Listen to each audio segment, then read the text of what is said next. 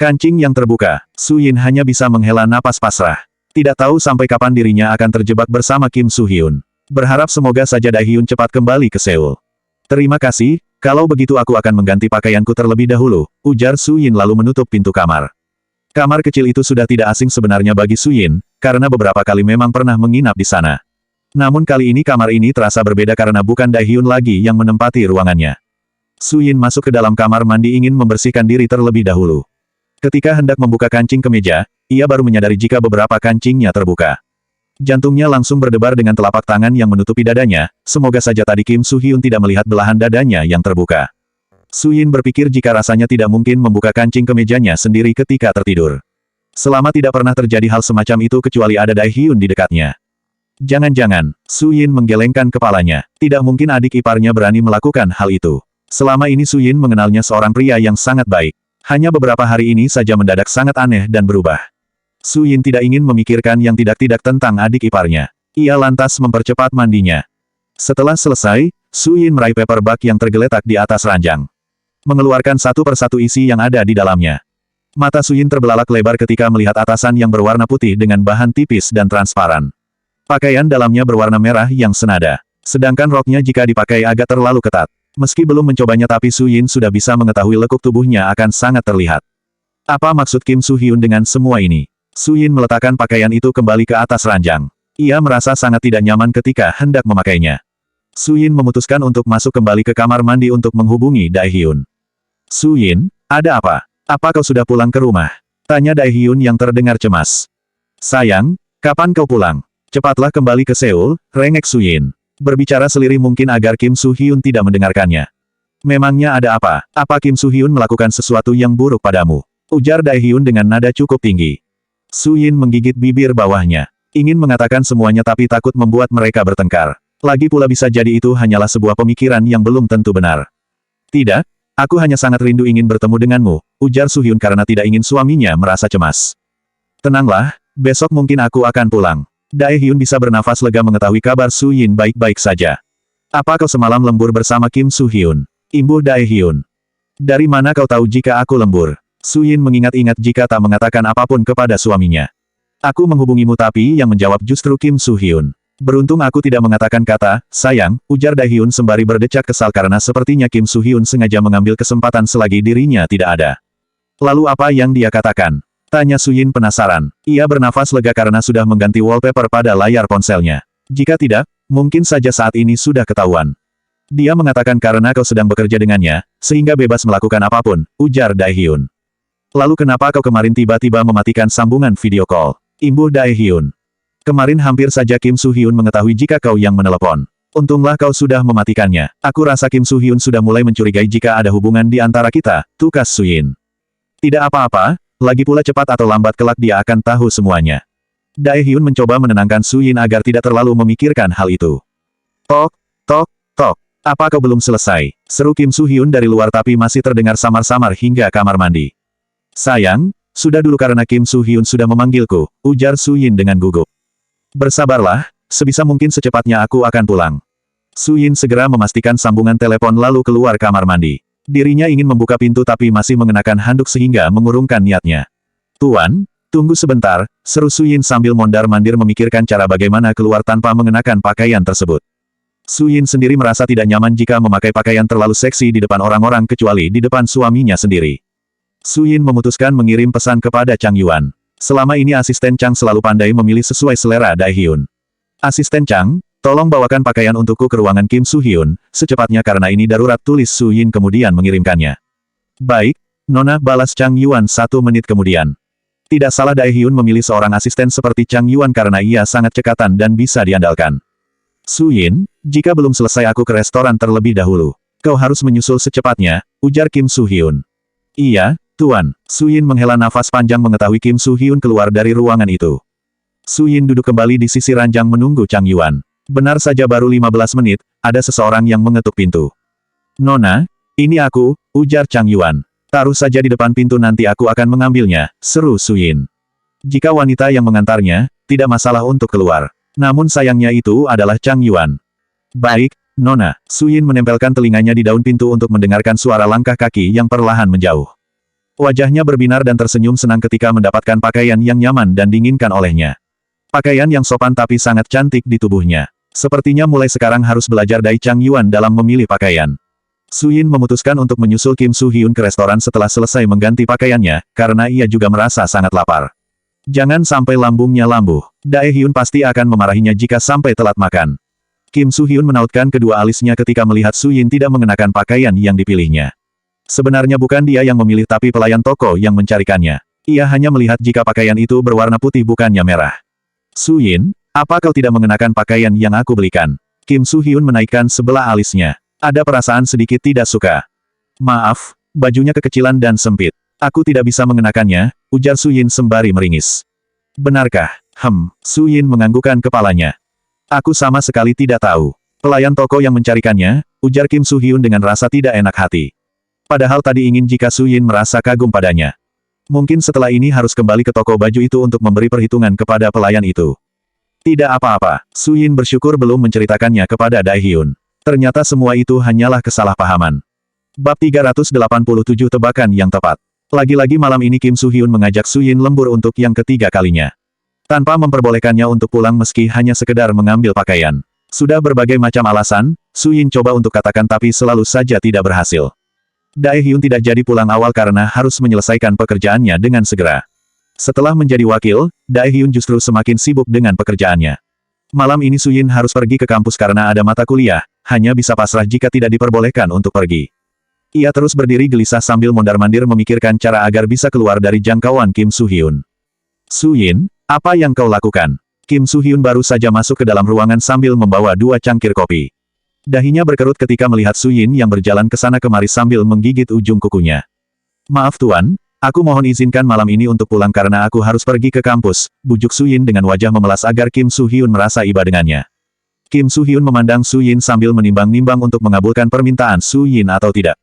Pria itu menghela nafas panjang karena sepertinya sudah keterlaluan beberapa hari ini dengan pujaannya. Baiklah, tapi biarkan aku mengantarmu, tukas Kim Su Hyun dengan tegas. Ingin sekali rasanya Kim Su Hyun bersikap biasa saja seperti sebelum Su Yin menolaknya tapi ia tidak bisa melakukannya.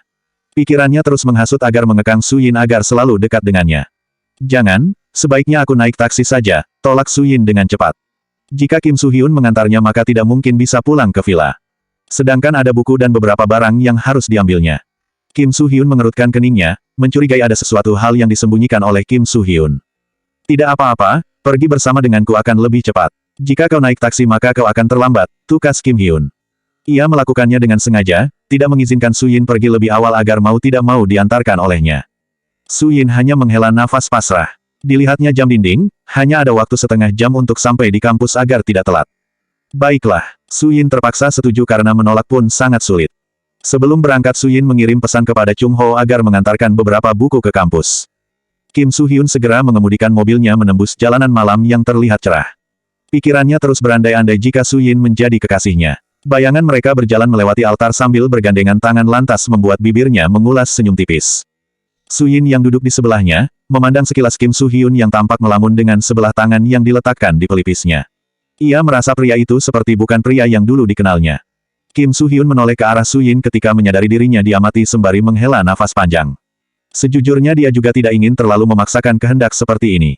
Namun cinta sudah membuatnya gila. Su Yin, tak bisakah kau membuka hatimu untukku meski sedikit saja? Ujar Kim Su Hyun dengan nada sendu. Su Yin terkesiap mendengarnya lalu membenarkan posisi duduknya dengan gelisah. Aku bukanlah gadis baik. Aku yakin kau kelak mendapatkan gadis yang jauh lebih pantas untuk bersanding denganmu, ucap Su Yin dengan jujur. Dirinya tidak ingin terjebak kebohongan lagi yang akan membuat Kim Su Hyun semakin terluka. Aku tidak menginginkan gadis manapun. Hanya kau yang bisa menyentuh hatiku dari sekian banyak wanita yang aku temui. Pandangan Kim Su Hyun menerawang jauh mengingat begitu banyak dahulu wanita yang mencoba untuk dekat dengannya tapi tak ada satupun yang benar-benar tulus. Jika kau seperti ini terus kau hanya akan semakin menyakiti hatimu sendiri, ujar Su Yin yang sudah mulai tidak sabar karena sangat sulit sekali memberikan pengertian kepada Kim Su Hyun. Aku yakin masih ada harapan untuk kau mencintaiku meski kecil. Aku ingin sekali bersaing dengan pria yang kau hubungi waktu itu. Kim Su Hyun mendengus kemudian terkekeh. Kau tidak akan bisa bersaing dengannya karena aku bukanlah barang yang bisa diperebutkan, tukas Su Yin dengan nada datar dan sedikit kesal. Justru karena kau bukan barang sehingga banyak yang ingin mendapatkanmu. Pertemukan aku dengan pria itu, pinta Kim Su Hyun sembari memandang Su Yin beberapa saat. Su Yin menyipitkan matanya. Tidak mungkin kakak beradik itu bertemu karena mungkin saja perang dunia akan terjadi. Kenapa? Apa kau takut jika aku mengenalnya? Tanya Kim Su Hyun dengan bibir sebelah yang tertarik ke atas. Tidak, kau tidak mungkin mengenalnya, ujar Su Yin tergagap. Sepertinya dugaannya benar jika Kim Su Hyun mulai curiga. Kalau begitu kenapa kau terlihat ketakutan seperti itu? Bukannya aku takut, hanya saja dia tidak mungkin mau bertemu denganmu. Lagi pula dia tidak berada di Seoul, ujar Su Yin. Duduknya gelisah dengan tangan yang diletakkan di tengah-tengah kakinya. Apa dia di Pulau Geoje? Tebak Kim Su Hyun dengan santai. Su Yin terbelalak karena tebakan Kim Su Hyun begitu tepat sasaran. Namun sebisa mungkin bersikap biasa saja agar tidak dicurigai. Tentu saja bukan. Kenapa kau menebak seperti itu? Tanya Su Yin penasaran. Aku hanya menebak secara acak saja. Barangkali tebakanku benar, sahut Kim Su Hyun dengan nada datar. Su Yin tidak menyangka jika akan terlibat pembicaraan seperti ini dengan adik iparnya. Ia bisa bernafas lega karena tidak lama kemudian mobil sudah sampai di depan gerbang kampus. Kim Su Hyun, terima kasih sudah repot mengantarku, ucap Su Yin sebelum turun dari mobil. Jika kau sudah pulang hubungi aku. Biarkan aku menjemputmu, ujar Kim Su Hyun. Tidak usah, sebaiknya aku pulang sendiri saja. Aku tidak ingin merepotkan siapapun, tolak Su Yin sembari melepaskan sabuk pengamannya. Tanpa mendengarkan perkataan Kim Su Hyun lagi Su Yin segera turun dari mobil. Su Yin terus melangkahkan kakinya tanpa menoleh ke belakang. Berharap semoga saja Kim Su Hyun cepat pergi karena sebentar lagi Chung Ho sudah sampai. Benar saja, tidak lama kemudian Chung Ho menghubungi jika dirinya sudah sampai di depan pintu gerbang. Su Yin terpaksa berbalik, tapi untunglah sudah tidak ada mobil Kim Su Hyun di sana. Chung Ho, terima kasih, ucap Su Yin sembari menerima beberapa buku dari tangan Chung Ho. Tidak masalah, jika Nona sudah selesai katakan saja. Nanti aku akan menjemput, ujar Chung Ho sembari membungkukkan tubuhnya dengan sopan. Baiklah, dari dalam sebuah mobil yang bersembunyi di dekat pohon dengan cahaya remang-remang. Kim Su Hyun mengamati siapa yang datang menemui Su Yin. Sepertinya aku pernah melihatnya, gumam Kim Su Hyun. Kim Su Hyun berpikir jika Su Yin bukanlah gadis biasa. Sepertinya ada sesuatu yang disembunyikan Su Yin. Bab 388 mencari tahu. Sop Yin berulang kali menguap menahan kantuk ketika mendengarkan dosen memberikan materi. Beberapa hari ini Su Yin benar-benar merasa kurang tidur. Ternyata memilih jam malam untuk kuliah tidaklah tepat. Sudah tidak bisa konsentrasi. Yang ada di pikiran Su Yin kali ini adalah sangat merindukan tempat tidurnya yang ada di Villa Pyeongchangdong. Setengah jam berlalu, Su Yin berusaha menahan untuk tidak menyandarkan kepalanya di meja. Namun perlahan rasa kantuk itu semakin besar sehingga membuat Su Yin tidak tahan. Hingga tanpa sadar meletakkan kepalanya di atas meja. Berniat ingin memejamkan matanya untuk beberapa detik saja. Sekedar menghilangkan kantuk yang sudah berat. Jae Hua yang duduk di sebelah terus mengamati Su Yin. Merasa kasihan karena tampaknya kelelahan. Beruntung malam ini dosen yang memberikan materi tidak terlalu memperhatikan. Waktu berlalu begitu cepat, kini semua mahasiswa sudah keluar dari ruangan. Tinggal Jae Hua yang masih setia menunggu Su Yin untuk bangun. Sejak tadi sudah ingin membangunkannya tapi selalu mengurungkan niatnya. Su Yin, panggil Jae Hua pelan karena hari sudah semakin larut malam. Tidak mungkin mereka bermalam di sana karena besok pagi harus bekerja. Tidak ada respon hingga beberapa saat. Jae Hua hanya bisa menghela nafas panjang karena Su Yin sangat sulit dibangunkan. Untuk kesekian kalinya barulah Su Yin menggeliat kemudian merentangkan kedua tangan untuk meregangkan otot-ototnya. Bangunlah, ini sudah larut dan semua orang sudah pulang, ujar Jae Hua. Su Yin terkesiap dan langsung membuka matanya lebar-lebar. Pandangannya mengedarkan ke sekeliling ruangan. Sudah tidak ada lagi orang lain kecuali dirinya dan Jae Hua. Apa sudah selesai dari tadi? Su Yin mengusap wajahnya dengan kedua tangan. Keinginannya untuk tidur sebentar justru sangat lama. Sudah setengah jam yang lalu, tukas Jae Hua sembari meringis. Ya ampun, kenapa kau tidak membangunkanku? Ujar Su Yin sembari menata kembali buku ke dalam tasnya. Kau tampak sangat kelelahan sehingga aku tidak tega membangunkanmu. Ayo kita pulang, biarkan aku mengantarmu, ajak Jae Hua. Kau membawa mobil. Su Yin menautkan kedua alisnya. Kakek meminjamkannya padaku, sahut Jae Hua meringis sembari menggaruk kepalanya bagian belakang. Untuk menolak tawaran Jae Hua tidak mungkin karena hari sudah larut malam. Jae Hua tidak akan mengizinkannya naik taksi karena sudah jarang yang beroperasi jika terlalu larut. Su Yin berjalan kaki dengan sempoyongan untukmu menunggu Jae Hua di pintu gerbang. Pada saat yang bersamaan Kim Su Hyun hendak keluar dari persembunyiannya ketika melihat mobil Jae Hua berhenti tepat di depan Su Yin. Bukankah dia pria yang berada di foto waktu itu? Gumam Kim Su Hyun sembari mengamatinya dengan seksama. Setelah dipahami betul-betul ternyata dia adalah seseorang yang bekerja di hotelnya. Pantas saja Kim Su Hyun merasa tidak asing dengan wajah Jae Hua. Kim Su Hyun melajukan mobilnya mengikuti mereka ketika mobil Jae Hua perlahan meninggalkan kampus. Kemana mereka akan pergi? Gumam Kim Su sembari menyipitkan matanya. Menyadari arah yang mereka lewati bukanlah menuju rumah yang ditempati Su Yin waktu itu. Ia teringat jika rumah itu adalah milik bibinya sehingga mungkin saja sekarang sudah pindah dan memilih tinggal sendiri. Kim Soo-hyun menghentikan mobilnya di kejauhan ketika mereka berhenti di depan sebuah kontrakan. Terlihat Su Yin turun di sana kemudian melambaikan tangannya kepada Jae-hwa. Hingga mobil Jae-hwa perlahan menjauh. Kim Soo-hyun merasa aneh karena Su Yin tak kunjung masuk ke dalam rumah. Ia masih berdiri di pinggir jalan seperti tengah menunggu seseorang. Tidak lama kemudian ada mobil berwarna hitam yang menghampirinya. Kim Soo-hyun masih ingat jika mobil itu adalah milik seseorang yang tadi mengantarkan buku-buku milik Su Yin. Chung Ho segera keluar kemudian membuka pintu untuk Su Yin. "Maaf, aku merepotkan. Kau harus berputar-putar mengikuti kami," ujar Su Yin dengan rasa tidak enak hati. Padahal seharusnya di malam seperti ini mereka sudah istirahat di rumah. "Tidak masalah, Nona," ujar Chung HP seraya tersenyum karena Su Yin selalu saja merasa sungkan jika meminta tolong kepadanya. Chung Ho lantas mengemudikan kembali mobilnya meninggalkan kontrakan itu dan melanjutkan perjalanan menuju Villa Pyeongchangdong. Kim Soo-hyun terus membuntuti mereka. Merasa sangat penasaran kenapa Su Yin harus berbohong. Yang lebih mengejutkan adalah ketika mobil mereka memasuki kawasan Villa Pyeongchangdong. Salah satu kawasan villa yang terbaik dan termahal di Seoul. Tidak mungkin gadis seperti Su Yin bisa membelinya. Kim Soo-hyun menghentikan mobilnya saat melihat mobil itu memasuki salah satu villa. "Su Yin, kenapa kau berbohong?" gumam Kim Soo-hyun sembari memukul setir kemudi. Ia memilih putar arah untuk kembali ke UN Village. Mungkin sebaiknya besok harus mencari lebih banyak lagi tentang rahasia Su Yin yang disembunyikan. Begitu turun dari mobil, Su Yin langsung terbelalak lebar melihat mobil Maybach Silver sudah terparkir di garasi. "Chung Ho, apakah Tuan Dae-hyun sudah pulang?" tanya Su Yin untuk memastikan keberadaan suaminya agar tidak kecewa. "Benar, Nona. Tadinya Tuan yang akan menjemput Nona tapi aku bersikeras melarangnya karena ini sudah larut malam. Lagi pula Tuan juga pasti sangat lelah karena baru pulang," terang Chung Ho takut jika Su Yin menyangka yang tidak-tidak. "Aku mengerti," ujar Su Yin sembari tersenyum senang. Lantas mempercepat langkahnya agar bisa bertemu dengan suaminya. Wajah yang kusut dan tidak bersemangat mendadak ceria kembali. Tadi Su Yin sudah berniat jika pulang akan langsung tidur. Dengan langkah cepat Su Yin menaiki anak tangga menuju kamarnya. Lalu masuk ke dalam kamar. Ia melihat ada koper yang tergeletak di lantai. "Dae-hyun, di mana kau berada?" teriak Su Yin sembari mencari ke segala sudut kamar. Namun tak ada siapapun. Su Yin lantas ingin ke ruang kerjanya. Mungkin saja sedang menyelesaikan pekerjaan. Ceklek, Su Yin memutar kenop pintu hingga perlahan membukanya. Pandangannya tertuju pada meja kerjanya yang kosong. Lalu melihat sekeliling ruangan. Hingga akhirnya Su Yin menemukan seseorang yang sangat dirindukannya. Dae-hyun tengah duduk sambil menyandarkan kepalanya di sandaran sofa dengan mata yang tertutup rapat. Su Yin mengulum senyum sembari melangkahkan kakinya pelan. Ia yakin jika suaminya hanya pura-pura tertidur dan hendak mengerjainya. Namun begitu sampai di belakangnya, terdengar suara dengkuran halus yang teratur. Su Yin menggerakkan telapak tangan ke depan wajahnya tapi Dae-hyun tidak terganggu sama sekali. "Sepertinya kau kelelahan. Kenapa kau tidak tidur di kamar saja?" gumam Su Yin dengan bibir cemberut. Dipandanginya tubuh suaminya dari atas hingga bawah. Ternyata Dae-hyun masih mengenakan sepatu dan dasi. Tubuhnya juga masih mengenakan pakaian kerja. Sepertinya ketika pulang langsung ke ruangan itu untuk mengerjakan sesuatu karena laptopnya masih dalam keadaan menyala.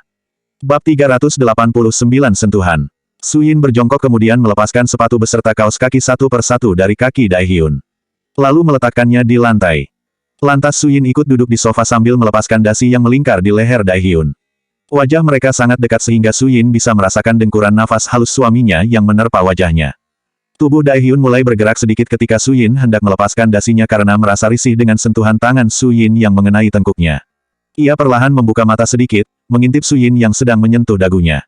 Mengusapnya dengan begitu lembut sehingga menimbulkan gelayar seperti aliran listrik yang mengalir di sekujur tubuhnya. Dae-hyun merapatkan kembali matanya berharap Su Yin melepaskan sentuhannya. Namun sentuhan Su Yin semakin lama begitu halus dengan sebelah tangan berada di pahanya. Bagian inti tubuhnya seketika mengeras. "Apa kau sudah tidak sabar sehingga hendak melakukannya tanpa sepengetahuanku?" ucap Dae-hyun dengan mata yang terpejam. Bibirnya mengulum senyum menahan rintihan yang hendak lolos dari bibirnya. "Tidak," sanggah Su Yin yang sontak berdiri karena terkejut. Ia pikir Dae-hyun tadi tertidur dan tidak bermaksud untuk melakukan apapun. Dae-hyun perlahan membuka matanya untuk memandang wajah Su Yin yang sudah dirindukannya. "Kau mengerjaiku," ujar Su Yin sembari memukul dada bidang suaminya. "Aku terbangun ketika kau menyentuhku. Otot-otot di tubuhku terasa hidup jika kau berada di sampingku." Dae-hyun mengedipkan sebelah matanya, mengerling nakal. "Jangan berpikiran mesum, ayo tidur di kamar karena ini sudah larut malam," ajak Su Yin. Ia seperti burung yang terlepas dari sangkar setelah beberapa hari tidak pulang. Tunggu sebentar. Daehyun menahan pergelangan tangan Su Yin ketika hendak melangkah keluar. Menariknya hingga Su Yin jatuh di pangkuannya. Daehyun mulai mencium aroma tubuh Su Yin yang sangat memabukkan. Mengendus-endus tengkuknya dengan mata terpejam. Sayang, geli, tukas Su Yin sembari bergidik menggerakkan kepalanya. Aroma tubuhmu sangat menggodaku apalagi sentuhanmu yang semakin lihai, bisik Daehyun di telinga Su Yin. Hasrat liarnya yang sudah tertahan mulai menjalar di sekujur tubuhnya. Sayang, aku belum mandi. Ayo kita mandi terlebih dahulu. Su Yin mencekal tangan Daehyun ketika hendak menyentuh dua buah sintal di dadanya. Tak bisakah kita melakukannya sekarang? Ujar Daehyun dengan suara parau. Sabarlah, aku tidak nyaman karena seharian tidak mandi. Su Yin menutupi bibir Daehyun dengan jarinya. Menatapnya dengan intens hingga ke dalam bola matanya yang terdalam. Daehyun memejamkan matanya kemudian menghela nafas berat. Enggan rasanya menuruti permintaan sang istri untuk melepaskan dari genggamannya. Kau selalu saja memintaku untuk menahannya, gerutu Daehyun. Kau saja yang terlalu gampang tergoda. Aku bahkan tidak melakukan apapun, tukas Su Yin seraya tertawarnya. Dasar gadis penggoda, sudah jelas-jelas kau berusaha membangunkanku tapi masih saja mengelak. Daehyun mengeratkan pelukannya beberapa saat dengan begitu kuat. Sayang, lepaskan. Apa kau berniat ingin membuatku tidak bisa bernafas? Tukas Su Yin berusaha mengendurkan tangan Daehyun yang melingkar di dadanya. Betul. Aku bahkan rasanya ingin sekali membuatmu tidak bernafas dengan pria jika berada di ruangan yang sama, sahut Daehyun sembari terkekeh. Sayang, aku ingin bercerita sedikit tentang adikmu, tukas Su Yin. Kenapa memangnya? Tanya Daehyun dengan rasa malas. Ia menempelkan dagunya di pundak Su Yin. Aku tidak mau lagi bekerja dengannya. Dia hampir membuatku gila karena tidak diizinkan pulang sama sekali. Selama bekerja dengannya aku bahkan tidak boleh pulang. Dia terus memberikan tugas hingga pekerjaanku menumpuk. Terpaksa aku harus ikut lembur bersamanya, gerutu Su Yin ingin melampiaskan semua rasa kesal yang ada di benaknya. Tenanglah, mulai besok tidak akan terjadi lagi. Kau akan selalu bersamaku. Daehyun menyandarkan kepala Su Yin di pundaknya. Merasa iba karena beberapa hari ini Su Yin sudah tertekan. Saat tadi aku menyuruhnya mencari gadis lain, dia juga tidak mau. Malah dia ingin bertemu dan bersaing denganmu, tukas Su Yin. Menceritakan semua keluh kesah yang ada di hatinya. Berada di dekat Daehyun seperti ini membuatnya sangat nyaman dan tenang.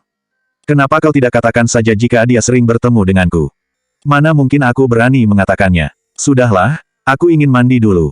Tubuhku terasa sangat lelah. Su Yin menghela nafas panjang kemudian bangkit berdiri. Pergilah terlebih dahulu, aku akan menyusul. Ada beberapa file yang harus kukerjakan, ujar Daehyun. Ingat, jangan terlalu lama atau aku akan marah karena kau lebih mementingkan pekerjaan daripada diriku. Su Yin menyipitkan matanya dengan bibir yang mengerucut ke depan. Aku janji hanya 10 menit saja, ujar Daehyun. Su Yin menganggukkan kepalanya lalu bergegas keluar dari ruang kerja. Matanya kembali terasa berat hingga ketika hendak masuk ke dalam kamar ia menabrak pintu. Aduh, seru Su Yin sembari memegang dahinya yang terasa cukup sakit karena membentur kayu. Su Yin segera membersihkan diri agar terasa segar dan tidur dengan nyenyak. Setelah selesai mandi, Su Yin berharap jika suaminya sudah berada di kamar. Namun sayang sekali, karena dia belum juga kembali padahal sudah berjanji hanya 10 menit. Su Yin merogoh ponselnya yang ada di dalam tas untuk mengirim pesan kepada suaminya. Ia enggan jika harus berteriak di tengah malam. Ternyata pekerjaan memang lebih penting dariku. Tidur saja bersama filemu mulai sekarang. Tidak usah tidur bersamaku lagi. Tulis Su Yin dengan rasa marah yang sudah mulai merasuk. Wanita mana yang tidak kesal karena suaminya selalu mementingkan pekerjaan sari istrinya padahal hari sudah larut malam dan bahkan baru saja kembali. Daehyun baru saja menutup laptopnya ketika mendapatkan pesan dari istri kecilnya. Bukannya kesal, Daehyun justru tersenyum ketika membacanya. Selama menjalin pernikahan dengan Aeri, tak pernah sekalipun melarangnya jika bekerja sampai larut dan tidak memperdulikannya. Mungkin karena mereka tidak saling mencintai sehingga tidak terlalu peduli. Sekarang setelah mereka hendak berpisah barulah Aeri memperdulikannya. Hanya satu cara agar Aeri mau bercerai dengannya yaitu mengumumkan hubungannya dengan Su Yin. Lagi pula sekarang dirinya tidak perlu memikirkan hotel karena sudah ada Kim Soo Hyun. Sebaiknya besok membicarakannya dengan Su Yin. Karena ia tahu Aeri akan melakukan segala cara dengan mengulur waktu melalui Jo Yeon Ho. Setelah membaca pesan, Daehyun segera buru-buru kembali ke kamar sebelum istri kecilnya marah. Maaf sayang, aku baru saja menyelesaikannya, ucap Daehyun seraya menghampiri Su Yin yang sedang mengeringkan rambut di depan cermin. Kalau aku tidak mengirimkan pesan, mungkin kau juga tidak akan buru-buru kembali, ucap Su Yin sembari mendengus kemudian mengerucutkan bibirnya. Ah, sayang sekali sepertinya istriku yang manis ini benar-benar marah. Lihatlah wajah cantiknya jadi berkerut, goda Daehyun sembari menatap Su Yin dari pantulan cermin. Sudahlah, tidak usah membual. Sekarang cepatlah mandi, ujar Su Yin seraya berbalik lalu mendorong tubuh suaminya menuju pintu kamar mandi. Tampaknya kau memang sudah tidak sabar, goda Daehyun sembari terkekeh. Cepatlah mandi, seru Suyin yang sudah mulai tidak sabar. Dae Hyun lantas menutup pintu kamar mandi sebelum istri kecilnya mengamuk. Sedangkan Suyin melangkahkan kakinya kembali ke ranjang. Tubuh yang lelah dan mata yang mengantuk, membuatnya tidak tahan untuk membaringkan tubuhnya di ranjang masih menggunakan jubah mandi. Bahkan untuk ke ruang ganti mencari pakaian saja rasanya sangat malas. Suyin terus menguap dan perlahan akhirnya memejamkan matanya beberapa saat. Jika nanti Dae Hyun selesai mandi barulah dirinya akan bangun. Dae Hyun sudah selesai membersihkan diri. Dahinya berkerut ketika menghampiri Suyin yang membelakanginya. Posisinya meringkuk seperti janin yang ada di dalam kandungan. Sayang, aku sudah selesai, ujar Dae Hyun sembari ikut naik dan berbaring di sisi Suyin. Tak kunjung mendapat respon, Dae Hyun membalikkan tubuh Suyin hingga posisi telentang. Dia bahkan sudah tertidur pulas, gumam Dae Hyun sembari mendengus. Bab 390 tidak merasakannya. Tidak terasa sepertinya baru saja beberapa jam mata terpejam tapi ternyata hari sudah pagi. Suyin hanya menggeliat tanpa membuka matanya. Sangat nyaman tidur di ranjang kamarnya setelah beberapa hari tidak menyentuhnya. Suyin meraba-raba samping tempat tidur untuk menemukan pria yang dicintainya. Ternyata hanya ada bantal guling yang tersentuh tangannya. Ia penasaran hingga perlahan membuka matanya. Dae Hyun tidur di ujung tepi ranjang dengan bantal guling sebagai penghalang di antara mereka. Suyin melihat tubuhnya yang masih memakai jubah mandi. Semalam rupanya ketiduran padahal ia berniat hanya sebentar saja memejamkan mata. Suyin lantas menyingkirkan bantal guling yang menjadi penghalang. Beringsut mendekati suaminya lalu memeluknya dari belakang. Dae Hyun pura-pura tidur, sebenarnya sejak semalam dirinya tidak bisa tidur. Berharap jika Suyin terbangun, tapi sayang sekali harapannya sia-sia. Meski sudah membangunkannya berulang kali tetap saja Suyin tidak mau terbangun. Hanya menggeliat manja hingga memperlihatkan tubuhnya yang seksi. Suyin tidak memakai pakaian dalam sehingga Dae Hyun sangat mudah untuk melihatnya. Suyin sengaja mengeratkan pelukannya sambil mengusap perutnya yang seperti roti sobek. Lalu melepas tali jubah tidur yang dikenakan Dae Hyun. Dae Hyun masih tetap dalam posisinya meski harus menahan dengan sekuat tenaga agar tidak bergerak. Yang semakin membuatnya geli adalah ketika Suyin menyembunyikan wajahnya di ceruknya. Suyin, apa yang kau lakukan? Aku masih mengantuk, ujar Dae Hyun dengan suara parau lalu menyingkirkan tangan Suyin yang melingkar di pinggangnya.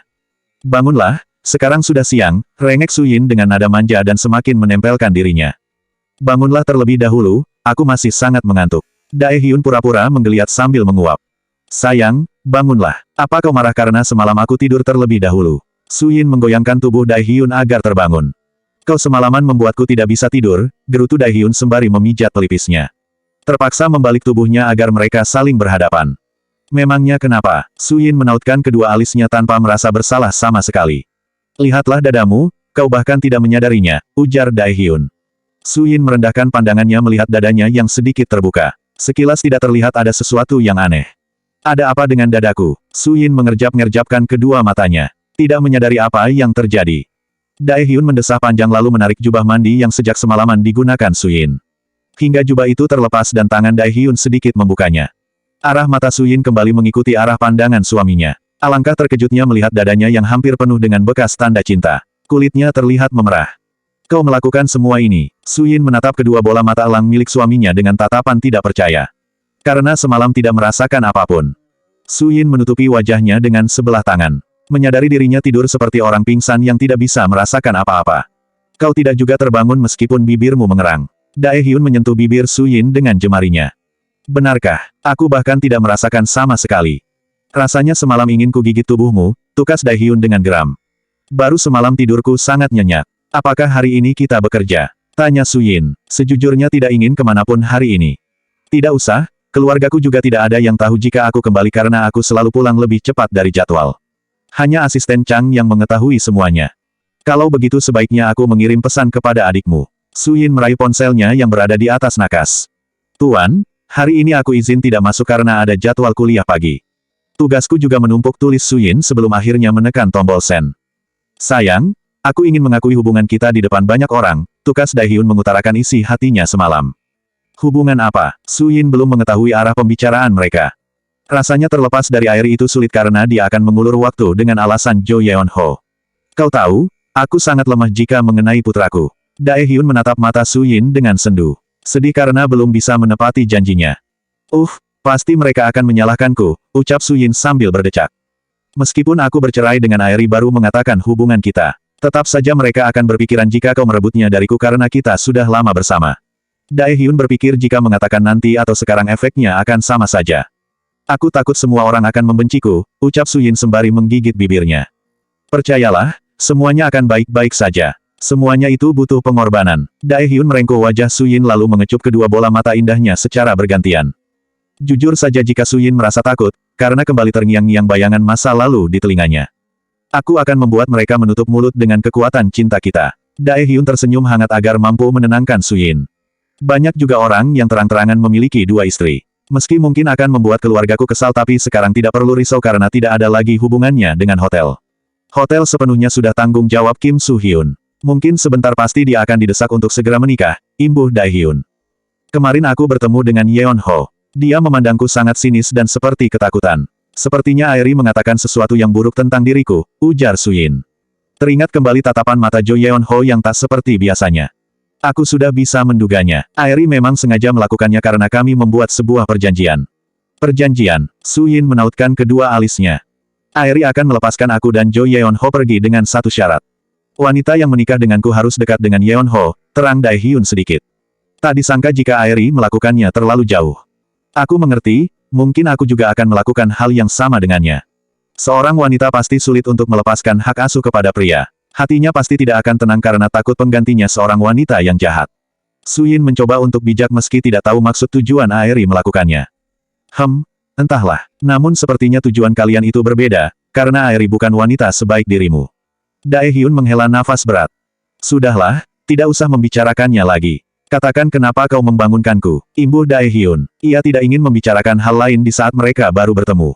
Tidak ada, aku hanya merindukanmu, ucap Su Yin. Benarkah? Apa kau tidak ingin melampiaskan rasa rindumu? Ujar Daehyun seraya mengulum senyum. Su Yin diam saja karena malu untuk menjawab. Malah mengeratkan pelukannya lalu menyembunyikan kepalanya di dada kokoh suaminya. Menghirup aroma tubuhnya yang maskulin. Daehyun tidak tahan ketika Su Yin meraba perutnya. Dengan gerakan cepat ia sudah berada di atas Su Yin. Selanjutnya bab 391 penuh dan sesak 21+.